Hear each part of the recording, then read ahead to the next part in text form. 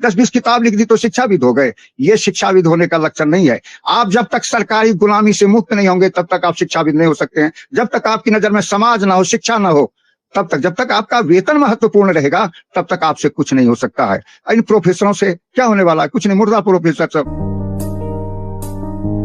आप शिक्षा को लेकर कैसी व्यवस्था चाहते हैं? जो व्यवस्था है उससे आप मैं कैसे? इस सिस्टम को पूरी तरह से खत्म कर देना चाहता हूँ। और मैं, अगर मान लीजिए कि थोड़ी देर के लिए कि मैं मुख्यमंत्री हुआ इस प्रांत का, तो मैं सबसे पहला क्या काम करूंगा? सबसे पहला काम ये करूंगा कि देश के जितने भी शिक्षा प्रेमी लोग हैं, शिक्षाविद हैं, उनको मैं साधन मुहैया कराऊंगा और उनको मैं कहूंगा कि आपकी प्लानिंग क्या है, कैसे शिक्षा बेहतर हो सकती है, कैसे एक सही नागरिक बन सकता है, कैसे उसके स्किल का डेवलपमेंट हो सकता है, कैसे उसकी सृजनात्मक शक्ति उभर सकती है और उसके भीतर जो छिपा हुआ वो प्रकट कैसे हो सकता है, जो शिक्षा का मूल उद्देश्य है। इस पर आप प्रयोग करें और सब प्रयोग करके जनता के सामने दिखाएं कि किन का प्रयोग कितना सफल हो रहा है और सफल प्रयोग को हम लागू करेंगे। और शिक्षा सरकार के अधीन नहीं होगी, शिक्षा के लिए उसकी भी अपनी सीढ़ी बनी रहेगी जिसमें शिक्षाविद ही होंगे, वैज्ञानिक होंगे, संत होंगे। आजकल के शिक्षाविद नहीं, आजकल जो तथाकथित शिक्षाविद सरकार के चमचे हैं, उनको शिक्षाविद मैं नहीं कहता हूं। जिनकी मौलिक चिंता है शिक्षा में सुधार की, मनुष्य बनाने की, ऐसे लोगों की बात मैं कर रहा हूं। तब तो सरकार यह भी कर सकती है कि जो शिक्षाविद बैठे हुए हैं वो बिना पैसे लिए, बिना व्यवस्था लिए अपने घर, गांव, परिवार जहां है वहां अपने व्यवस्था को सुधारें, सरकारी विद्यालयों में जाकर के शिक्षा दें। ऐसे लोग हैं, उनमें से एक मैं भी हूं। ऐसे लोग हैं देश में जिसके पास व्यापक परिकल्पना है और उस परिकल्पना को जमीन पर उतारना चाहता है, तो उस उतारने के लिए साधन चाहिए। साधन का अभाव है, उसके लिए सरकार की सहायता चाहिए। तो मैंने कहा कि अगर सही सरकार रहेगी तो वो अपने कब्जे से शिक्षा को मुक्त करेगी, क्योंकि उनके कब्जे में जिस तरह से चुनाव प्रणाली है, उस चुनाव प्रणाली में सही आदमी का चुनकर जाना गलत, असंभव है। मुश्किल से अच्छे आदमी जाते हैं।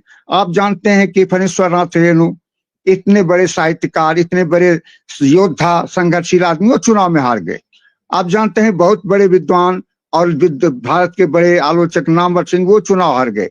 अनेक लोग इस पद्धति में चुनाव हार जाते हैं, इस पद्धति में चुनाव नहीं जीत सकते हैं।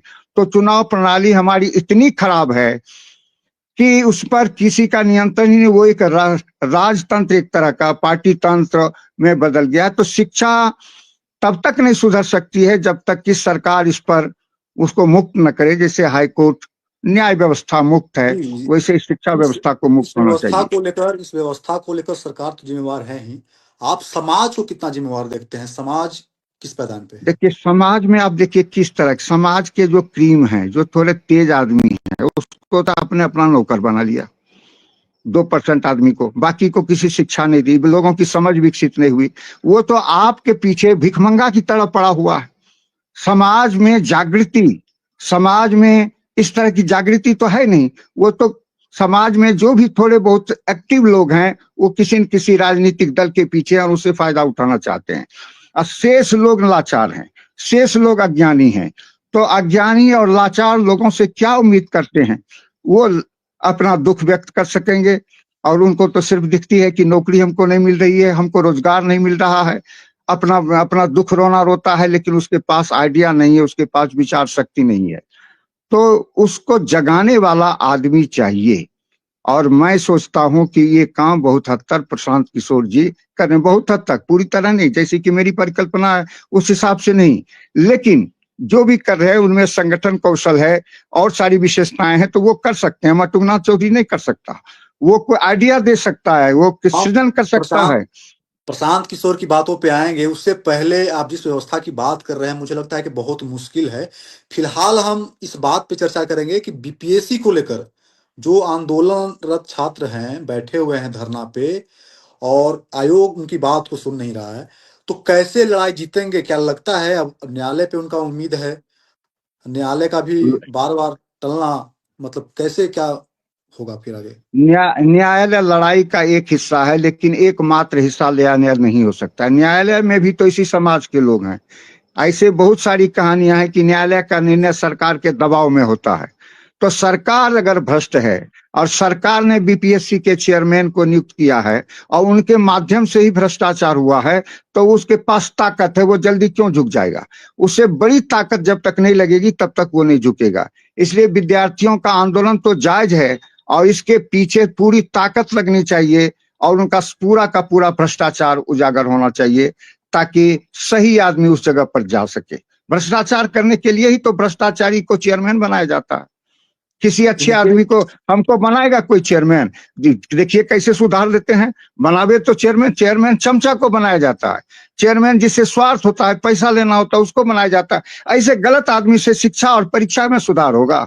सुधार वाले आदमी पहचानिए, समाज में है वैसा आदमी, और अगर आप चाहते हैं तो उसको दीजिए और देखिए रिजल्ट, परिणाम देखिए, एक बार में, एक साल में परिणाम देखिए। तो गलत आदमी, गलत आप हैं, गलत आदमी को नियुक्त करते हैं, गलत के खिलाफ लड़ाई है। ये लड़ाई जितनी ताकतवर होगी। राजनीतिज्ञों और नेताओं के अलावा शिक्षाविदों को तो आगे आना चाहिए, क्योंकि बिहार की व्यवस्था ऐसी बनी हुई है। शिक्षाविद अपने का एक मौलिक शिक्षाविद तो हमारे यहाँ नहीं है कोई। शिक्षाविद अगर प्रोफेसर हो जाना शिक्षाविद होना है तो उसको तो मैं नौकर चाकर कहता हूँ। वो अपना विषय का थोड़ा बहुत जानता है और अपनी जीविका के लिए नौकरी कर रहा है, और किसी भी हालत में उनके लिए सर्वप्रधान नौकरी है, न कि राज्य है। अपना परिवार है, उसका पालन है, अपनी सुख सुविधा है, तो उसको मैं शिक्षाविद नहीं कहता हूँ।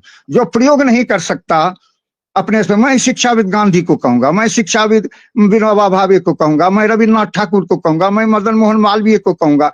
ऐसे ऐसे लोगों को, और दुग्गी तुग्गी प्रोफेसर हो गए, शिक्षाविद हो गए, 10-20 किताब लिख दी तो शिक्षाविद हो गए।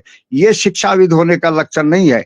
आप जब तक सरकारी गुलामी से मुक्त नहीं होंगे तब तक आप शिक्षाविद नहीं हो सकते हैं। जब तक आपकी नजर में समाज ना हो, शिक्षा ना हो, तब तक, जब तक आपका वेतन महत्वपूर्ण रहेगा तब तक आपसे कुछ नहीं हो सकता है। इन प्रोफेसरों से क्या होने वाला है? कुछ नहीं, मुर्दा प्रोफेसर सब बहाल है पूरे बिहार में, उनसे क्या होगा?